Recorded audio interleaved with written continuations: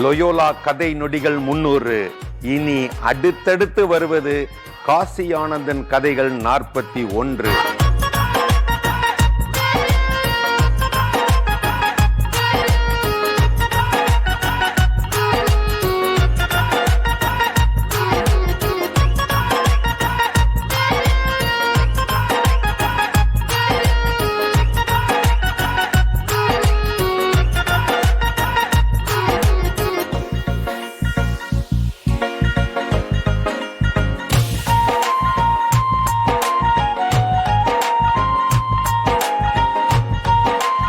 காட்டில் இருந்த மூங்கில் ஒரு நாள் கத்தியால் வெட்டப்பட்டது. நெருப்பு கம்பி தன்னை துளைத்த போது ஐயோ உடல் புண்ணாகிறது என்று கதறி அழுதது. கொஞ்சம் பொறுமையாக இரு என்று மூங்கிலை பார்த்து ஆறுதல் சொன்னது காற்று. மூங்கில் புல்லாங்குழலானது. மேடையில் உலகமே மயங்கும் இசையை அள்ளி பொழிந்து கொண்டிருந்த புல்லாங்குழலை பார்த்து மேனி சிலிர்த்தது காற்று. அது சொன்னது, புண்பட்டவன் பண்பட்டவன், புண்பட்டவன் பண்பட்டவன். ஆறு கடலில் ஓடி கலப்பதையும் கடலலை கரையை தேடி தழுவுவதையும் அன்றாடம் பார்த்து வந்த வானம்பாடி சிந்தனையில் ஆழ்ந்தது. உலகம் புரிந்து கொள்ள முடியாத ஒன்றுதான் என்றது அந்த வானம்பாடி. அது பாடியது, மண்ணில் இருக்கின்ற ஆற்றுக்கு மண்ணில் வெறுப்பு, கடலில் ஆசை. கடலில் இருக்கின்ற அலைக்கு கடலில் வெறுப்பு, மண்ணில் ஆசை. பாம்பு தோலை கழற்றி வைத்துவிட்டு புறப்பட்டது. ஆடுகள் மேய்ந்து கொண்டிருந்த பக்கம் அது போனது. அங்கே நின்ற தனியன் ஆட்டிடம், அதோ பார் பாம்பு, உன்னுடையவர்கள் இருக்கும் இடத்தை நோக்கித்தான் போகிறது. நச்சு பாம்பு, பல் பட்டாலே போதும் என்று அலறியது சேவல். அப்படி ஒன்றும் நிகழ்ந்து விடாது, பாம்பு தோலை கலற்றி புதிதாய் பிறந்திருக்கிறது என்றது தனிய நாடு. சிறிது நேரத்தில் ஆடுகளின் அலறல் புல் வெளியை உலுக்கியது. ஓசை வந்த திசையை நோக்கி தனிய நாடும் சேவலும் ஓடின. அங்கே பாவம் அப்பாவி ஆடுகள் 2 பாம்புக்கு பலியாகி செத்து கிடந்தன. சேவல் சொல்லியது, பல்லை கலற்றாத பாம்பு தோலை கலற்றி என்ன, வாளை கலற்றி என்ன? இரவு நேரம். புற்றிலிருந்து வெளியே வந்த ஈசல் வெளிச்சத்தை தன் உடலில் தூக்கி பறந்த மின்மினியை பார்த்தது. அதன் அழகை புற்றீசலால் தாங்கிக் கொள்ள முடியவில்லை. மின்மினியை போல் வெளிச்சத்தை தூக்கி பறக்க என்னாலும் முடியும். இப்படி சொல்லிக்கொண்டே குடிசையில் எரிந்து கொண்டிருந்த குப்பி விளக்கின் வெளிச்சத்தை தூக்கப் போனது புற்றீசல். பாவம், ஒரு நொடியில் அது எரிந்து கருகி போனது. குப்பி விளக்கு சொன்னது, பொறாமை எரிந்து போகும், புற்றீசல் கரிந்து போகும்.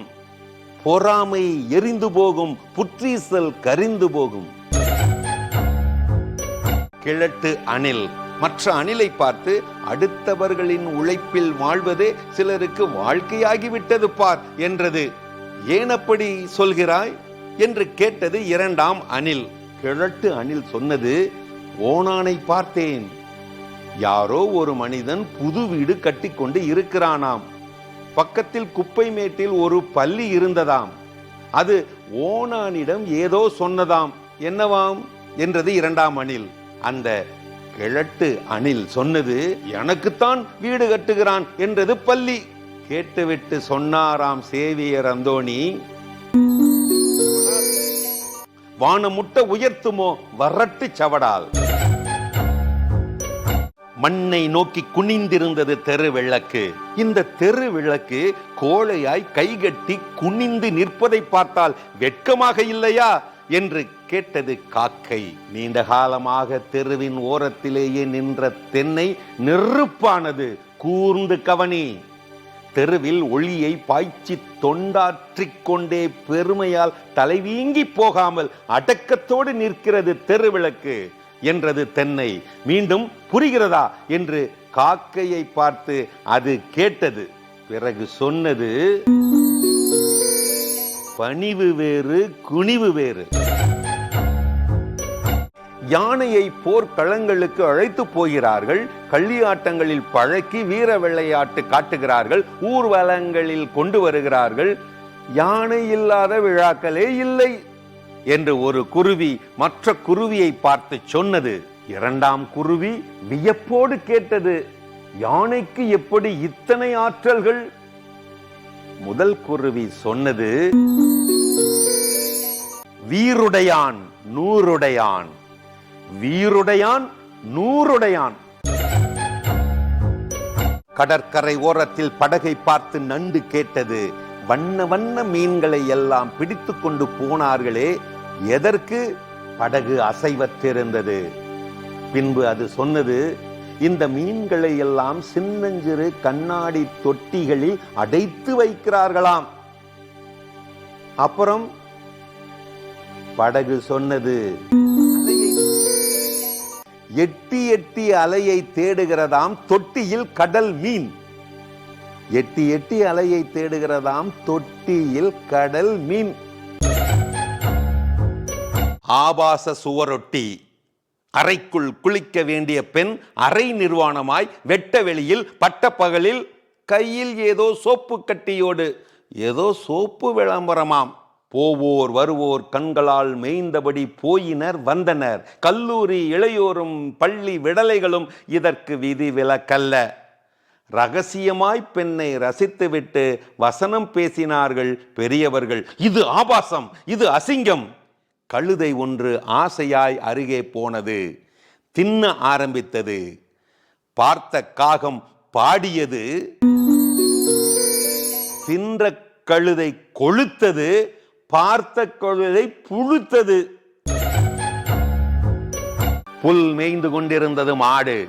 மரத்தில் இருந்த குருவி குஞ்சு தாயை கேட்டது, ஏனம்மா மாட்டுக்கு நம்மை போல் சிறகு இல்லை?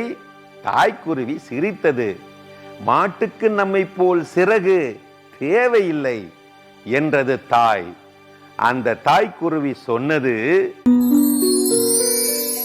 வானத்தில் புல் முளைத்தால் மாட்டுக்கும் சிறகு முளைக்கும், வானத்தில் புல் முளைத்தால் மாட்டுக்கும் சிறகு முளைக்கும். நெருஞ்சி புல். வருகிறவர் போகிறவர் கால்களை எல்லாம் தன் முள்ளினால் குத்தி புண்ணாக்கி கொண்டிருந்தது. மனிதர்களின் காலை குத்தி அவர்களுக்கு சினத்தை உண்டாக்குகிறாயே, பார் பார், அவர்கள் என்றோ ஒரு நாள் வேரோடு உன்னை பிடுங்கி எங்காவது பயிர்களுக்கு எருவாக புதைத்து விட போகிறார்கள் என்றது அருகம்புல். கேட்ட நெருஞ்சி சூடானது. என்னை காலால் மிதித்து வதைக்கிறவர்களை எல்லாம் நான் தாங்கிக் கொள்ள வேண்டுமாக்கும். அந்த நெருஞ்சி புல் சொன்னது, வதைபடுவதை விட புதைபடுவதே மேல், வதைப்படுவதை விட புதைபடுவதே மேல். கடலோரத்தில் நண்டு நடந்து கொண்டிருந்தது. மணலில் பதிந்த நண்டின் கால் தடத்தை அலை அழித்து கொண்டே இருந்தது. நண்டுக்கு ஒன்றும் புரியவில்லை. ஒரு நாள் நரி கடற்கரை ஓரம் நண்டின் கால் தடம் இருக்கிறதா என்று தேடி அலைந்தது. வலைக்குள் இருந்து ஓரக்கண்ணால் எட்டி பார்த்த நண்டுக்கு அலை தன் கால் தடத்தை அழித்த காரணம் இப்போதுதான் தெளிவானது. அலையின் நட்பை அடிமனதால் போற்றியது நண்டு. தனக்குள்ளே அது சொல்லிக் கொண்டது, முன்பே காப்பான் அன்பே நட்பு, முன்பே காப்பான் அன்பே நட்பு. இரவின் பிடியில் அழுந்தி கண்ணீர் விட்டது வானம். கண்ணீர் பனி துளிகளாய் விழுந்தபோது வானத்தின் துன்பத்தை எண்ணி வருந்திய பசும்புல் கண்ணீர் துளிகளை தாங்கிக் கொண்டே வந்தது. ஒவ்வொரு நாளும் புல் ஓங்கி வளர்ந்தது. பரவி உயர்ந்து எங்கனும் பச்சை காடாய் நிறைந்திருந்தது பசும்புல். காலை குருவி பாடியது, ஏங்குவான் கண்ணீரை தாங்குவான் உயர்வான், ஏங்குவான் கண்ணீரை தாங்குவான் உயர்வான். பக்கம் பக்கமாய் 2 காணிகளில் 2 நாய்கள். ஒரு நாய் எப்போதும் துடிப்பாக இருக்கும், இன்னொன்று சோர்ந்தே கிடக்கும். துடிப்புள்ள நாய் தன் காணியில் நுழைந்த மாடுகளை குறைத்து விரட்டி அடித்தது. சோர்ந்த நாயின் காணியிலோ பயிர்களை மாடுகள் மேய்ந்து முடித்திருந்தன. ஒரு நாள் 2 காணிகளிலும் பாம்புகள் நுழைந்தன. விழிப்போடிருந்த நாய் பாம்பை துண்டு துண்டாய் கடித்து குதறியது. தூங்கு மூஞ்சி நாயோ பாம்பு தீண்டி துடிதுடித்து செத்தே போனது. பொதுவேலியில் இருந்த காக்கை சொன்னது, இயலான் மண்ணில் அயலான் ஆட்சி, இயலான் மண்ணில் அயலான் ஆட்சி.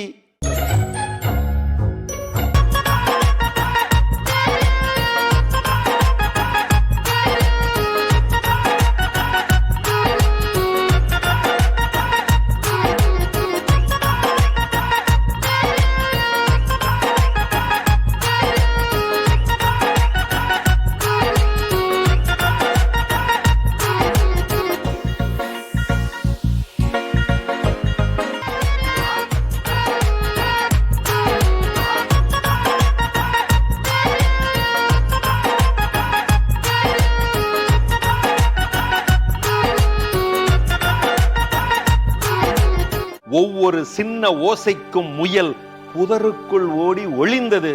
இதை கவனித்த மான் இன்னொரு மானை பார்த்து கேட்டது, முயல் ஏன் அடிக்கடி அஞ்சி ஓடி ஒடுங்கி ஒளிந்து கொள்கிறது? இரண்டாவது மான் சொன்னது, உனக்கும் எனக்கும் கொம்புண்டு, யானைக்கு தந்தம் உண்டு, கரடிக்கு நகம் உண்டு, நம்மிடம் நம்மை பாதுகாக்கும் ஆயுதம் உண்டு, முயலிடம் எதுவும் இல்லையே. சுருக்கமாக அது சொன்னது, கொம்பில்லா முயலுக்கு தெம்பில்லா வாழ்க்கை, கொம்பில்லா முயலுக்கு தெம்பில்லா வாழ்க்கை. கிழிசல் துணியை தைக்கும் வேலையில் விரல்கள், சுட்டு விரல் அடுத்த விரலை பார்த்து, துன்பப்படுகிறவர்களுக்கு துன்பப்படுகிறவர்களே துணை என்றது. அடுத்த விரல் கேட்டது, ஏன் அப்படி சொல்லுகிறாய்?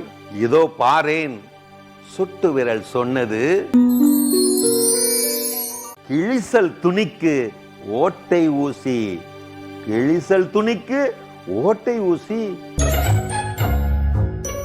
தரிசு நிலம், குப்பைகளும் கூழாங்கற்களும் குவிந்து கிடந்தன.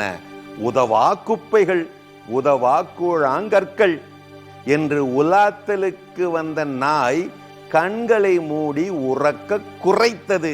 படுத்து கிடந்த மாட்டுக்கு இது பிடிக்கவில்லை. குப்பைதானே பெருமதியான எருவாகிறது, கூழாங்கற்களைத்தானே தெருவாக போடுகிறார்கள் என்றது மாடு. நன்றாக பார், எதிலும் ஏதோ ஒன்று இருக்கிறது. மாடு தொடர்ந்தது, குப்பையை இருவாய்ப்பார், கூழாங்கல்லை தெருவாய்ப்பார், குப்பையை இருவாய்ப்பார், கூழாங்கல்லை தெருவாய்ப்பார்.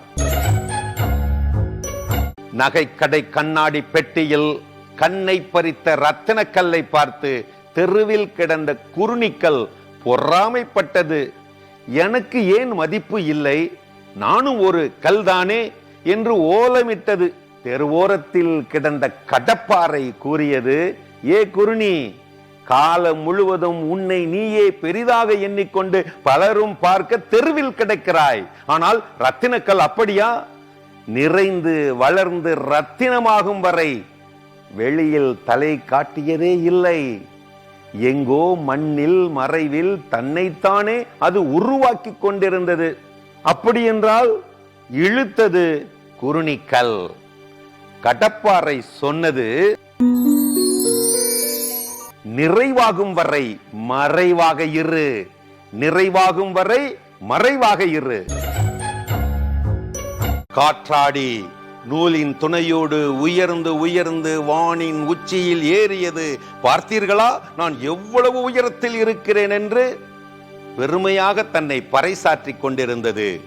பழைய வரலாறை அடியோடு மறந்தது காற்றாடி. நூல் இனி எதற்கு என்று கூறிக்கொண்டே நூலை பட்டென்று அது அறுத்து கொண்டது. கொஞ்ச நேரத்தில் ஊரின் மூலையில் ஒரு முள் மரத்தில் விழுந்து கிழிந்து உருக்குலைந்து கிடந்தது அந்த காற்றாடி. காற்றாடியின் கதை தெரிந்து முள்மரம் சொன்னது, ஏற்றி வைத்தவனை மறக்கிறவன் இறக்கி வைக்கப்படுவான், ஏற்றி வைத்தவனை மறக்கிறவன் இறக்கி வைக்கப்படுவான்.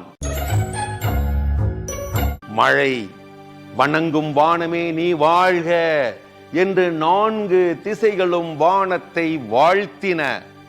காற்றுக்கு சினம் பொங்கியது. என்ன கொடுமை! வானமா வழங்கியது? பூமிக்காக காற்று பொறுமியது. நீர் கொடுப்பதோ பூமி, பேரெடுப்பதோ வானம். நீர் கொடுப்பதோ பூமி, பேரெடுப்பதோ வானம். குருவிக்கூடு, சிறகு முளைக்காத குருவி குஞ்சுகள் சிரித்து ஆரவாரித்தன. மரத்தில் இருந்த அணில் குருவி கூட்டுக்கு தாவி, உங்களுக்கு இன்னும் சிறகு முளைக்கவில்லை, சுதந்திரம் இல்லாத உங்களுக்கு என்ன சிரிப்பு என்று கேட்டது. குஞ்சுகள் கவனிக்கவில்லை. பாம்புக்கு இது வாய்ப்பானது. குஞ்சுகளின் சிரிப்பொலி கேட்டு பாம்பு கூட்டுக்குள் நுழைந்தது. நொடி பொழுதில் பாம்பின் வாயில் குஞ்சுகள் பலியாகி போயின. அணிலுக்கோ துயரம் தாங்கவில்லை. அது மீண்டும் இறைந்து கத்தியது, சிறகு விரி பிறகு சிரி, சிறகு விரி பிறகு சிரி. அன்றாடம் ஓடிக்கொண்டிருந்த பேருந்தின் சக்கரத்தை பார்த்து தெரு கேட்டது, மண் முழுவதும் சுற்றி வருகிறாயே, நீ பெற்ற அனுபவம்தான் என்ன? சக்கரம் அமைதியானது. பின்பு அது தெருவை பார்த்து சொன்னது, நான் என்னையே பல முறை சுற்றி அளந்து கொண்டிருக்கிறேன், அதனால் தான் உலகத்தையே அளந்து வருகிறேன். திரும்பவும் தெருவை பார்த்து, புரிகிறதா என்றது சக்கரம். அது சொன்னது, தன்னை அளந்தவன் மண்ணை அளந்தவன், தன்னை அளந்தவன் மண்ணை அளந்தவன். இலையுதிர் காலம். மரம் மொட்டையாக நின்றது. புல் மேய்ந்த பசு மாடுகள் மரத்தை இரக்கத்தோடு நோக்கின. உன் இலைகள் விழுந்து கொண்டிருக்கின்றன, உன்னை பார்த்தால் அழ வேண்டும் போல் இருக்கிறது என்று ஒரு மாடு தழுதழுத்த குரலில் கூறியது. மரம் சொன்னது, நான் அதை பற்றி கவலைப்படவில்லை, புதிய தளிர்களுக்காக அவை விழத்தான் வேண்டும். நிமிர்ந்தே நின்றது மரம். அது சொன்னது, விழுவதற்கெல்லாம் அழுவதற்கில்லை, விழுவதற்கெல்லாம் அழுவதற்கில்லை. வெயிலில் நெடுந்தூரம் பறந்து வந்த நாடோடி பறவைகள் முகில்களின் இடையே நுழைந்த போது குளிரில் நனைந்து கழித்தன. கொஞ்ச நேரத்தில் மழை துளிகளாக முகில் கூட்டம் கீழே விழத் தொடங்கியது. ஐயோ, நல்ல முகில்கள் விழுகின்றனவே என்று இறங்கி அழுதது ஒரு பறவை. வழிகாட்டி பறவையோ எல்லாம் நன்மைக்கே என்றது. குளங்கள் நிரம்பும், மீன் பிடிக்கலாம், மரங்கள் தழைக்கும், நாம் கூடு கட்டலாம். அது சொன்னது, நல்லவர்கள் எழுந்தாலும் நன்மைக்கே, விழுந்தாலும் நன்மைக்கே. நல்லவர்கள் எழுந்தாலும் நன்மைக்கே, விழுந்தாலும் நன்மைக்கே. குயிலை போல் வாழ வேண்டும் என்றது பட்டாம்பூச்சி. இன்னொரு பட்டாம்பூச்சி கேட்டது, ஏன்? அதோ பார், மாமரத்தில் பாடுகிறது குயில். மாமரத்துக்காகத்தான் அது பாடுகிறது. பின்பு மாங்கனியை அது சாப்பிடுகிறது, பறக்கிறது. புரியவில்லையே. யாருக்கும் கடமைப்படக்கூடாது, கொடுத்து பெறு, தங்கி வாழாதே. ஓ, இப்போது புரிகிறது என்றது அந்த 2ஆம் பட்டாம்பூச்சி. அது தனக்குள்ளே சொல்லிக் கொண்டது, மரத்துக்கு ஒரு பாட்டு, குயிலுக்கு ஒரு பழம். மரத்துக்கு ஒரு பாட்டு, குயிலுக்கு ஒரு பழம்.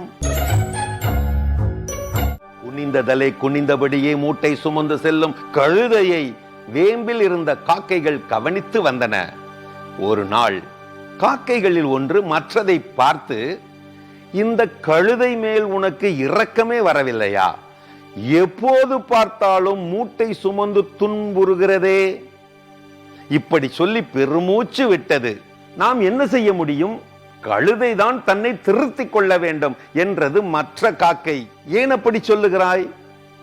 இறக்கைகளை கோதிக்கொண்டே இரண்டாம் காக்கை சொன்னது, குனிந்து கொண்டே இருப்பவன் சுமந்து கொண்டே இருப்பான், குனிந்து கொண்டே இருப்பவன் சுமந்து கொண்டே இருப்பான். மரத்தை வெட்டி வீழ்த்து விட்டு கோடரியும் கயிறும் விறகு வெட்டிக்கு பக்கத்தில் மனம் விட்டு பேசிக் கொண்டிருந்தன.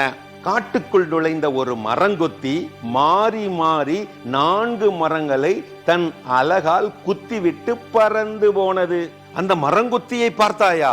4 மரங்களையும் மாறி மாறி தன் அலகால் வெட்டியது. ஒரு மரத்தையும் அதனால் உருப்படியாக வீழ்த்த முடிந்ததா என்று கயிறை பார்த்து கேட்டது கோடரி. மரங்கொத்தியால் அது முடியாது என்றது கயிறு. ஏன் அப்படி சொல்கிறாய்? கயிறு சொன்னது, 4 மரத்தையும் வெட்டுகிறவன் ஒரு மரத்தையும் வீழ்த்துவதில்லை. தலைமை எறும்பு ஆணையிட்டது, ஒழுங்காக செல்லுங்கள், பரிசு உங்களுக்கு காத்து கொண்டிருக்கிறது. ஓர் எறும்பு, என் பாட்டில் நான் போவேன் என்று வரிசையை உடைத்துக் கொண்டு தனி வழி போனது. கொஞ்ச நேரத்தில் வரிசை குலையாமல் போன எறும்புகள் எல்லாம் வாயில் அரிசியோடு திரும்பி வந்தன. ஒற்றை எறும்பின் முகம் ஒடுங்கியது. நிறை குழம்பாத எறும்புகளில் ஒன்று சொன்னது, வரிசை பிளப்பான் பரிசை இழப்பான், வரிசை பிளப்பான் பரிசை இழப்பான். தாமரையை கொத்தி கிழித்து வீச வேண்டும் போல் மீனுக்கு தோன்றியது. குளத்துக்கு தேனருந்த வந்த வண்டு மீனை பார்த்து கேட்டது, உணர்ச்சி வசப்பட்டு நிற்கிறாயே ஏன்? ஒன்றுமில்லை. காலம் முழுவதும் தன்னை தாங்கி நிற்கும் தண்ணீரை தாமரை இலை உருட்டி வெளியே தள்ளுகிறதே, இந்த தாமரைக்கு மனசாட்சியே இல்லை பார். வண்டு புரிந்து கொண்டது. அழுத்தமான நெஞ்சின் அடியில் அது உச்சரித்தது, தாங்கும் தண்ணீரை தாங்காத தாமரை, தாங்கும் தண்ணீரை தாங்காத தாமரை. மைதானத்தின் இரு பக்கங்கள் புல்லும் கொள்ளும் பச்சை பசேல் என்று செழித்திருந்தன. குதிரை ஓட்ட போட்டி தொடங்கியது. இந்த குதிரைகள் கொள்ளையோ புல்லையோ கொஞ்சம் கூட திரும்பி பார்க்காமல் ஓடுகின்றனவே, உனக்கு வியப்பாக இல்லையா என்று ஒரு ஆடு மற்ற ஆட்டை பார்த்து கேட்டது. போட்டி குதிரைகள் அப்படித்தான் என்றது இரண்டாம் ஆடு. பிறகு அது சொன்னது, வெள்ளப்பாயும் குதிரை புல்லை பார்க்குமா கொள்ளை பார்க்குமா? வெள்ளப்பாயும் குதிரை கொல்லை பார்க்குமா புல்லை பார்க்குமா?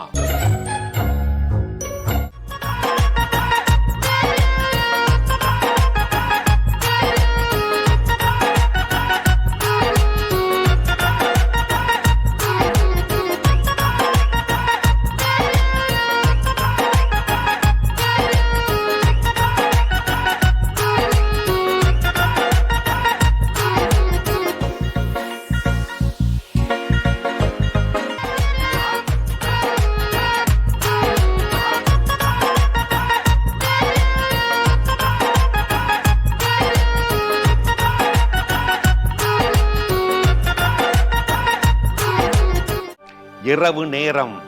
கடலில் வந்து கொண்டிருந்த படகுகளில் ஒன்று மற்றதை பார்த்து கேட்டது, அதோ கடற்கரையில் தன்னந்தனியாக நின்று ஒளி வீசும் கலங்கரை விளக்கத்தை பற்றி நீ என்ன நினைக்கிறாய்?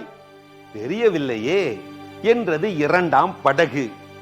முதல் படகு சொன்னது, கூட்டமாகத்தான் பணி ஆற்றலாம் என்பதில்லை, தன்னந்தனியாக கூட ஒருவர் தொண்டாற்றலாம் என்று நமக்கு அது கூறவில்லையா?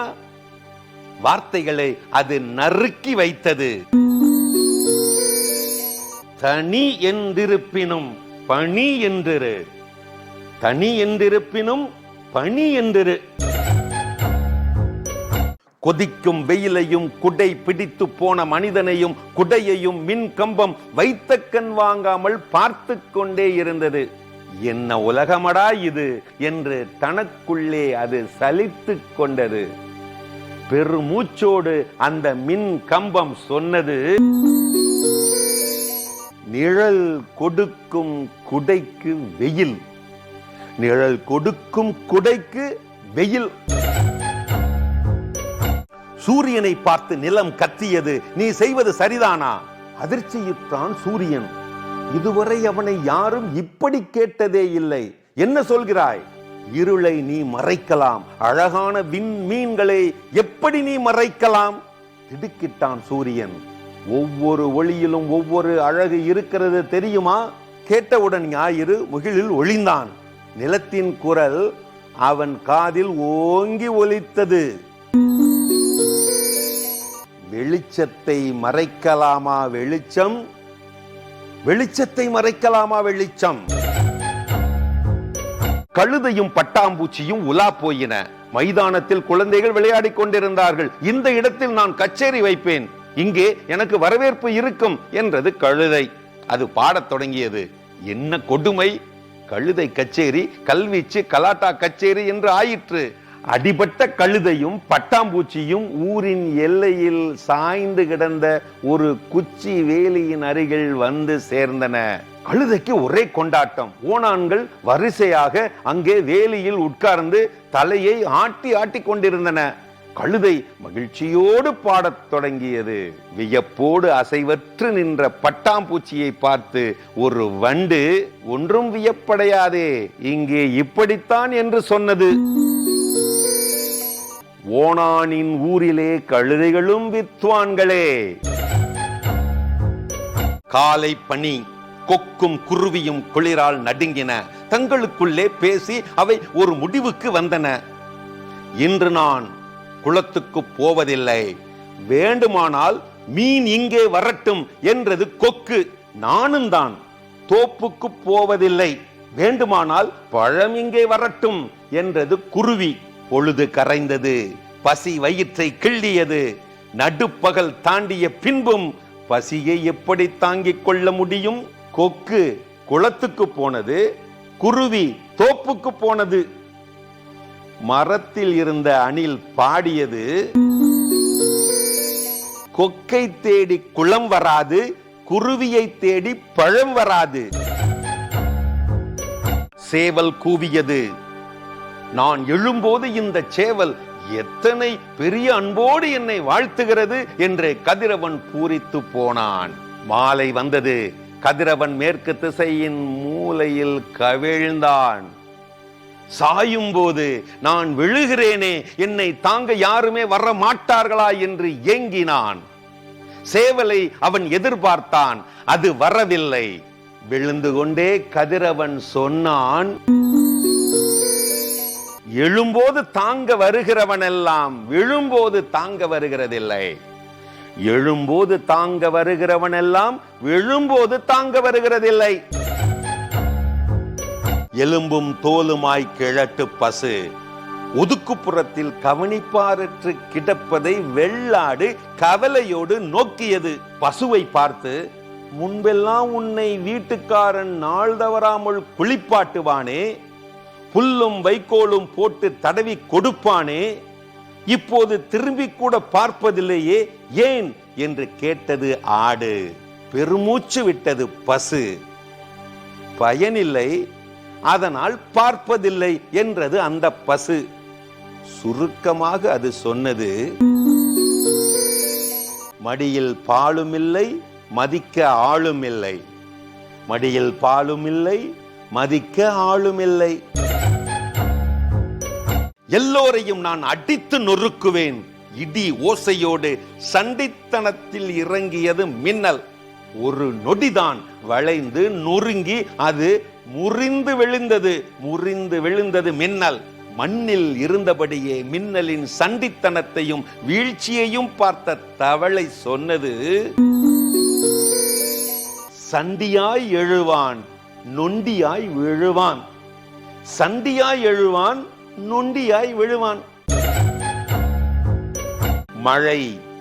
தவளைகள் மகிழ்ச்சியோடு உறக்க குரல் எழுப்பின. குளத்தில் இருந்த ஆமை தவளைகளை பார்த்து சொன்னது, இப்படி கத்துகிறீர்களே, உங்கள் குரலை கேட்டு பாம்பு உங்களை பிடித்து விட்டால் உங்கள் நிலை என்ன ஆவது? சிரித்தன தவளைகள்.